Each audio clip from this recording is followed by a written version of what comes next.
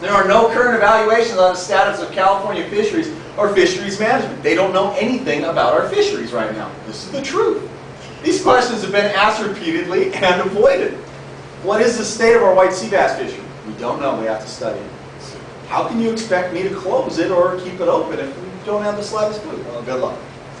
So, inadequate, false, and incomplete scientific data. Example, judgment on kelp information is scattered, and the science advisory team has changed kelp habitat capturing guidelines no less than 3 times during and after proposal drafting. This is the most important thing. Kelp is the most visible, and kelp is dual purpose. Kelp is a habitat. Kelp is also a living organism that should be given protection because it's live and it grows in those reserve areas. Okay? So they move the goalposts. Every time we kick the ball anywhere near it, they just, excuse me, you can't have that. And they're driving us out of our mind with this. Rock, they say there is no eelgrass in Southern California, just so you know. There's none. Really? No, I'm serious. There's no seagrass. Well, we know there's some seagrass. We don't know how much there is. Can you go map it for us? No, we can't get a boat in that shallow. Can we go map it for you and bring it to you? We don't know how that would work. We're really sorry about that. This is what we hear time and time and time again. I mean 20, 30 meetings of this stuff already. Yes? The staff pretty much says a lot of them are just looking for grants and stuff to go study this stuff. Yeah. They're counting on all of this to just load their pockets with all kinds of cash. Yeah. And I don't know where they're figuring this money's going to come from, because I'll be darned if I'm going to pay more for a fishing license when I'm losing ground to fish. It's going to be very hard to convince me to pay for a $90 fishing license when I can't fish Rocky Point. It's going to be really hard for me to do that.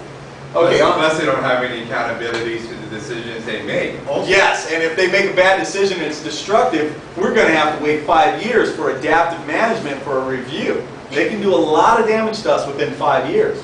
The kind of damage that sport fishing people can't recover from. Because if you've got an 80-foot sport fishing boat and they basically close you down and you're out of business, you can't sell the boat for anything but scrap metal because nobody else can fish there either. So it's a very vicious little circle. Okay, unfair bias against fishing. Scientists weigh levels of protection for fishing practices, but say they do not want to assign levels of protection for other potentially disruptive or destructive practices that do not directly involve the intentional take of fish or marine species. All right, I put forth the review to get a level of protection assigned to kelp by acid in an SMR. There'd be no anchoring allowed in waters less than 50 meters deep. Because if you snag the kelp with the anchor and rip it out, you've A, destroyed the habitat, and B, you've removed a living organism. You've broken the rules twice.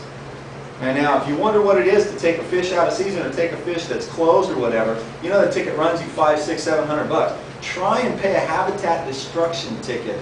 Ask a contractor how much those cost when they get those tickets. Those are the kind of fines and fees that should be leveled on people for doing this stuff. But they're avoiding that. Okay, example, boats and divers disrupting sea life for sea mammals.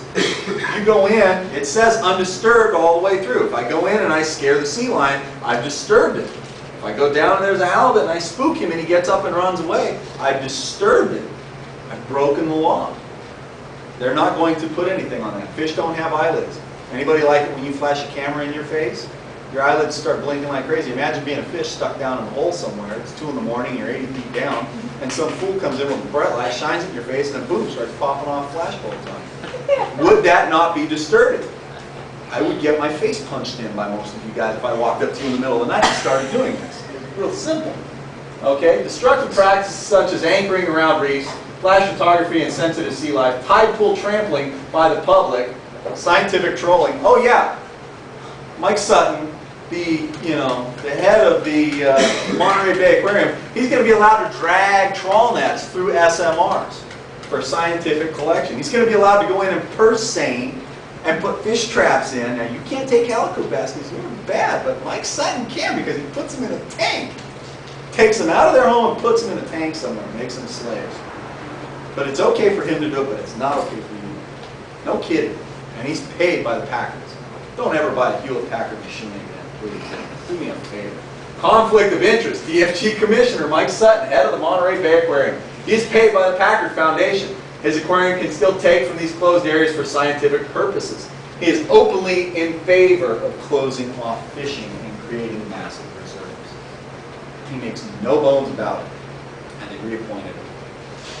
Travesty of justice. Funding by the RLFF. The MLPA process is entirely funded by the RLFF, an arm of the Pew Packard Foundation. All right? They put in enough money to get this thing to the end of the road, and they made it very clear. Right here, Mission Creek. The MLPA was originally projected to cost $250,000 a year. That's a lot of money. Cost estimates in 2000, that's 1999. 2008, the range was from $25 to $40 million a year. You're not allowed to fish there. State has no money. The RLFF made it clear they had no funding and no intention of funding the MLPA after it becomes inactive. They talk about this a lot when you hear it as a public-private partnership. The private partnership part is to get this thing to the point where the legislators are stuck with it. You and I and our state reps are stuck with it. Okay? There is no public-private partnership as they have advertised. The weight of the MLPA will be the burden of fishermen and taxpayers. What do you get for $40 million a year? What could you possibly buy? How much fisheries management could you do for that kind of money? It just boggles the mind. You could run every fishery program we have twice on that kind of money and have plenty left over to stock every lake for kids to go fishing. It's ridiculous. The economy of California, economic hits and fisheries will be serious. The compounded effects of the MLPA will hit the rest of the marine-related economy in a massive, far-reaching variety of ways. The DFG is very reluctant to even acknowledge this fact. Look to Morro Bay and San Simeon for examples of hotels, marine mechanics, fuel stations, restaurants who have suffered as a result. They like to tout that one of the scuba operators up there got to get himself a second boat, and he's just having a jolly old time. They neglect to mention that 13 sport fishing boats went out of business.